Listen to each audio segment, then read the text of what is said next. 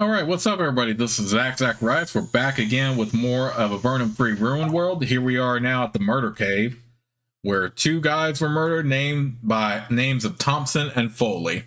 Now, what's interesting is that if we got to New Formello earlier, which we didn't, because I was focused on clearing out the slime plague pretty fast, but if we did, we actually would have met Thompson and Foley in the inn there, and if you had a conversation with them, they would be kind of rude to our adventurers, regardless of our status in the Avernum, specified services and all that. They would be pretty rude and stuff like that. But obviously, they didn't deserve to be murdered. And now I kind of wish I didn't clear out the slime plague so quick, because then we would have been able to meet Thompson and Foley ourselves. But not that it has any effect on the storyline, though. I mean, you could definitely go through the story without ever actually meeting them. But if you want to meet them, make sure you actually explore Upper Avernum pretty early on. Probably before you even go to the surface, actually. So keep that in mind. The passage ends at a small cavern. The rotting smell is strongest here, and it doesn't take long to see why. At the far end of the cave, you see two heavily decomposed human bodies. As you enter, several large, chittering insects walk out of the shadows and charge you. It's very strange that you didn't hear or see them earlier. You should have easily detected creatures this large and noisy.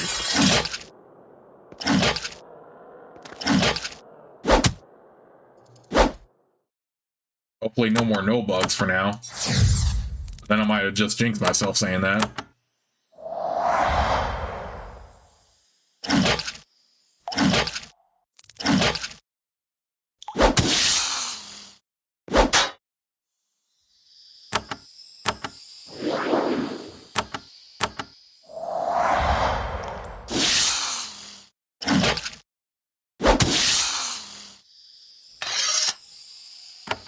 We are getting a lot of experience for it, so there is that.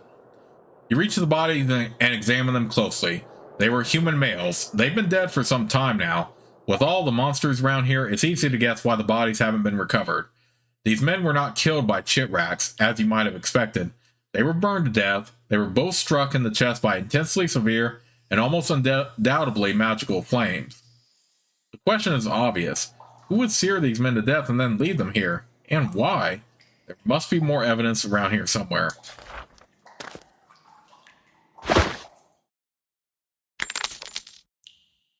Okay, so yeah, if you wanted to meet Thompson and Foley, yeah, make sure you meet them pretty early on, possibly even before you do the slime plague.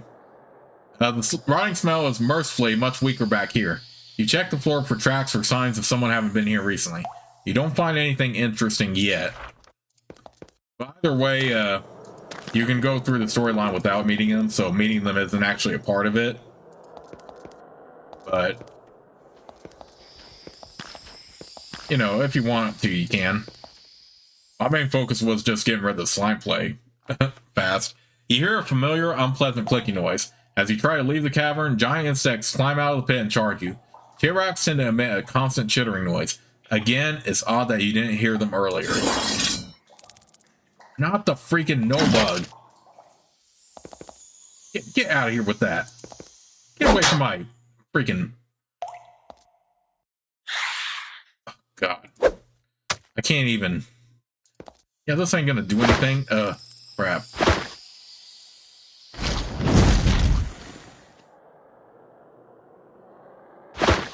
This is why it's good to have wands, at least early on. Stuff like that. Okay, hopefully I can keep them away from a mage here.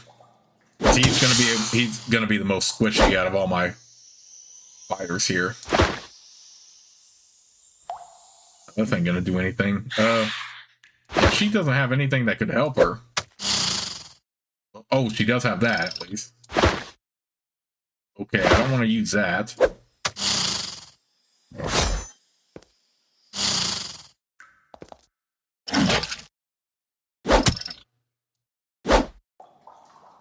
Okay, at least we can heal now. Do that.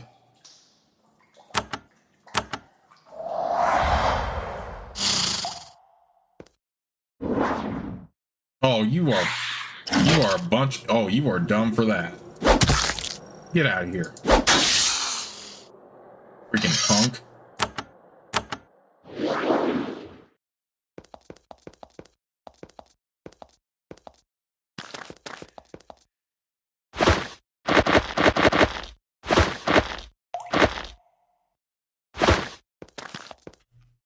As you walk by the crystal, you trigger a trap. The crystal begins to glow red, putting off intense heat. Ah. As you tend to your burns, you wonder if the 2 men at the entrance were burned up by a magical trap like the one you encounter. To find their murderers, you will need to find whoever trapped these caves. Okay, so annoying. Okay, let's heal up real quick.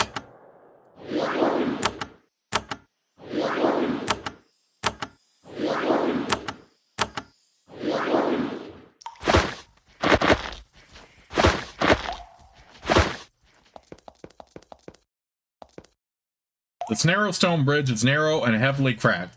You cross it very carefully. It's a miracle that it's still standing. You know what? We probably actually could have done a ward here. And a cloak. You finally reach the end of this long, hazardous tunnel. It's a cavern strewn with massive amounts of rubble. As you enter and try to get a good look at the room, there is a blinding flash of light. In an instant, a horde of giant insects is facing you. Yet another in a series of nasty magical traps. Okay, fortunately, no bugs this time.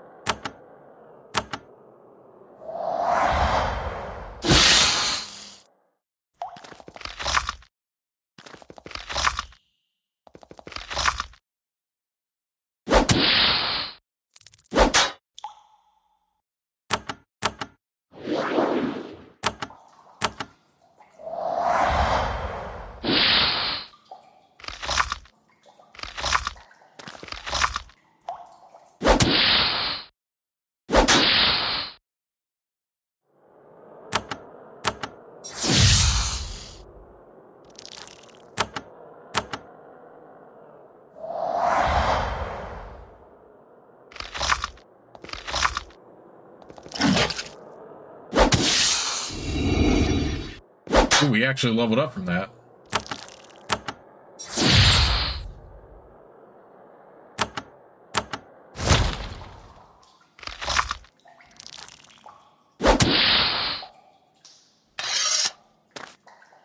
You get close enough to examine the north end of the cavern. What you find is very unnerving. This was once the south end of what must have been a very long gallery. It has now been sealed off. The corridor was blocked off by a rockfall so extreme that it must have been felt for miles around. The scorch marks and signs of melting on the ceiling tell you what must have caused it. It was an incredible magical force. You search the rubble of the cavern to try to figure out who was here and why they did what they did. You notice the glint of metal under some gravel.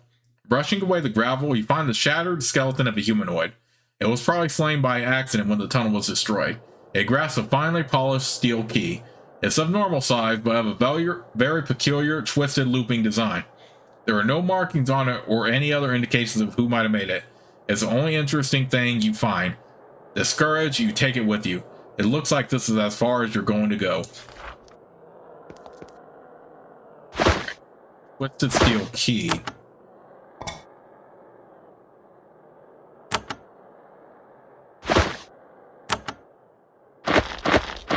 Ooh, we do have a crystal, wisdom crystal though. All right, who's lower? Is it going to be Celestia or Jordan? Okay, Jordan's lower, so.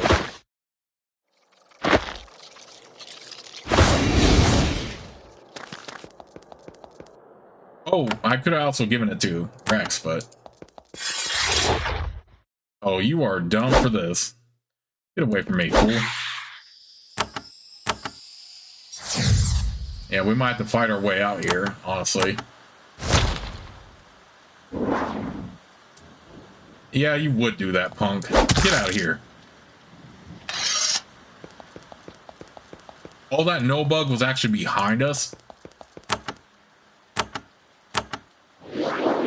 Wow, imagine if he was able to walk in here and then when we're doing all that fighting, and he would have made that fight a little bit more difficult if he could have.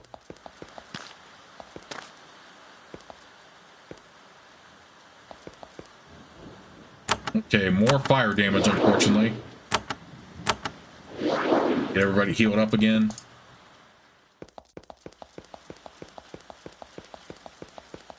Honestly, on the way out, I was expecting to be attacked a little bit more. I feel like they were a little bit more merciful to me here. They could have made that a little bit more annoying, but oh well. We got it done.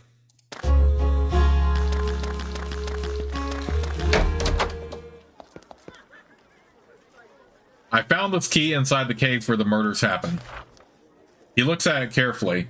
Interesting. I don't recognize the style of construction. You should show it to an axemanter. He might be able to tell you more about it.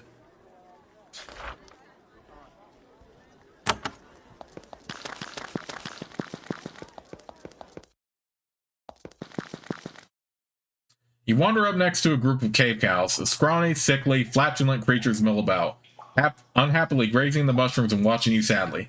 They would be much happier on the surface, but then, so would you. Yeah, we're definitely taking quite the detour here, as far as being on the surface or not. You meet a hard-working group of New Cotran farmers, working hard to get mushrooms to grow on the rocky ground. They nod hello to you and resume their work. Okay. I don't want to talk to no merchant. God, let me just go back to Port Emergence here. All right, now we're in day 13. We are taking quite a bit of time here. Or not quite a bit, but at first glance, it looks like there was a spire of rock sticking out of the river to the south. Closer inspection reveals otherwise. It's some sort of ancient shrine, partially submerged and worn to the point where its carvings are completely illegible. You ponder for a moment who might have built the thing, and for who, and then leave it behind. It's only one of the multitude of mysteries and odd places dotting all over these caves. It's just another sign of some ancient race you'll never learn about.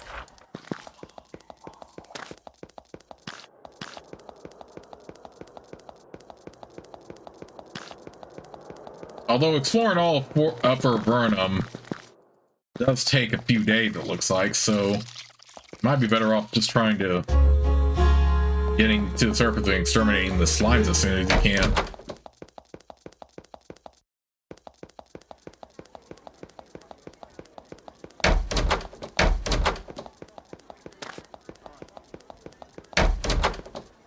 You tell an axeman about the rubble near the murder site near New Formello. Ah, key. Very intriguing. He looks at it and takes some notes. I think that you should keep it. It may come in handy. Be sure to speak with Flanagan again. Okay, while we're here, let's go ahead and drop off this slime map we found since we don't need it anymore. I said I don't need it anymore, fool.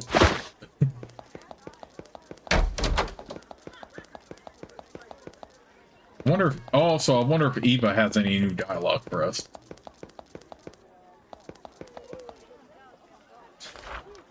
Have you examined any of the surface slimes? They sound fascinating, but I know nothing of them. They are not, as far as I know, native to either the surface or the underworld. They seem to have been recently magically created.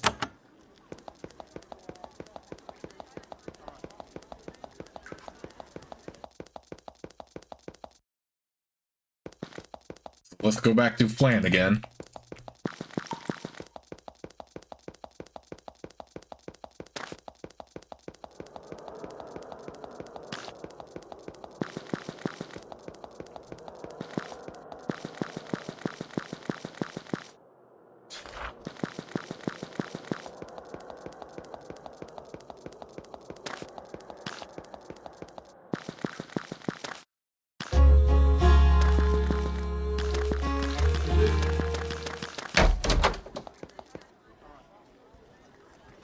Did anyone ever find out more information about those murders? I heard about the evidence you found, that odd key. That's probably it. I doubt you can help out more here. I don't think we'll find out much else about those earlier murders, but I'm waiting here, watching for a sign of whoever came here returning.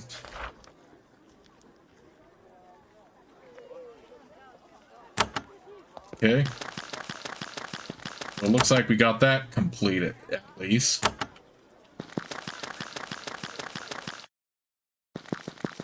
Alright, so in the meantime, time to do a little bit more exploring of Upper Avernum here.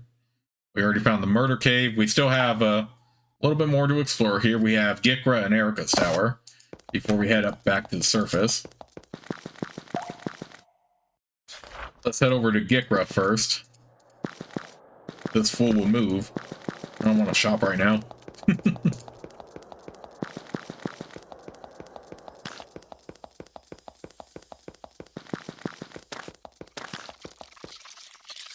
You meet a band of alert soldiers carefully guarding this crossroads. When you approach, they tell you to watch out. Apparently, there has been some bandit activity to the north. You tell them that you are aware of the bandit activity and that you dealt with the situation by killing the bandit leader. They seem to be both surprised and pleased by the news. Let's work for them. Who is this group, though? At first, these men look like traveling merchants, perhaps bringing goods to Fort Emergence. When they get close and draw their weapons, however, you realize that they are bandits. There is about a dozen of them. Their leader says, "Well now, if it isn't an adventurer, and not any old adventurer either, but the heroic surface explorer. Gossip about your rival must have gotten around. Well, since you're so mighty, you can surely spare a few coins to help out a few lowly travelers, yes?" The tone of his voice indicates that refusal to help will be greeted with open hostility. We'll see about that.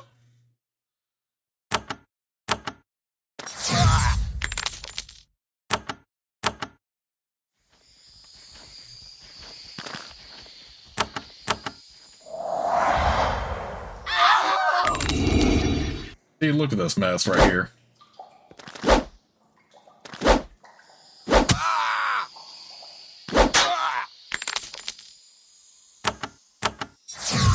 This is pretty much over in a near instant right here.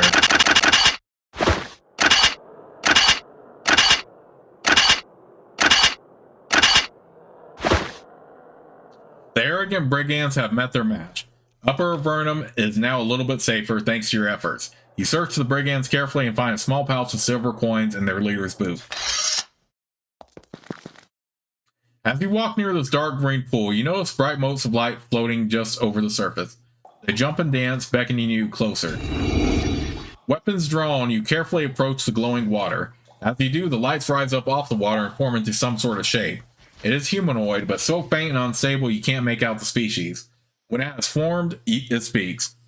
"I tell you, I know of you. I send warning. You are sent, but it is futile. Others are ahead of you to destroy. But I can still give you this gift and hope for you." The shade waves his hand and you feel an odd tingling feeling. Then it helps. Then it disappears. Well, at least we got more experience for that. Okay, so we're going to train now. Let's do this and this. Could go into Sage Lore so I can learn more magic spells fairly easily. There is this other stuff I could focus on.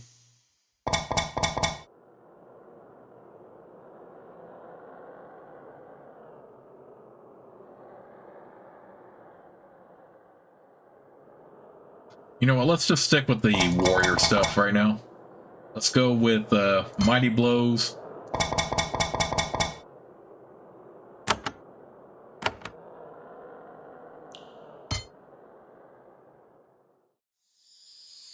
We'll do dual wielding and lethal blow.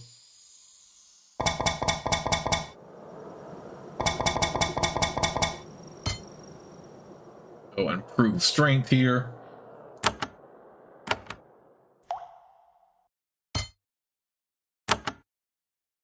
Let's do this. This. Yeah. Magical efficiency and then throw missiles. And we'll do Sage Lore, of course, for her.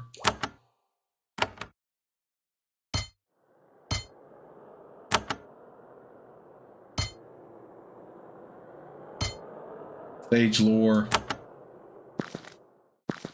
Okay, so we knocked off some there. You find a dead Vontai. Someone stabbed it to death and hurriedly concealed it behind some rubble in this remote cavern. Looks like the work of bandits. You search the area and find that they must have been in a hurry. They stole most items of value, but they left some of their victims' razor discs behind.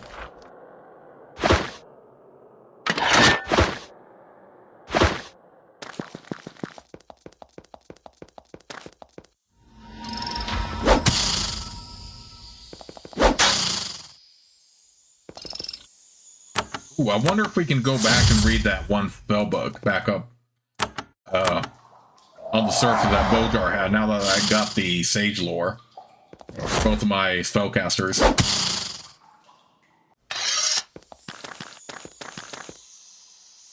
I probably should do that, actually. What to do first? Do I want to go see Erica first, or do I want to just head to Gikra?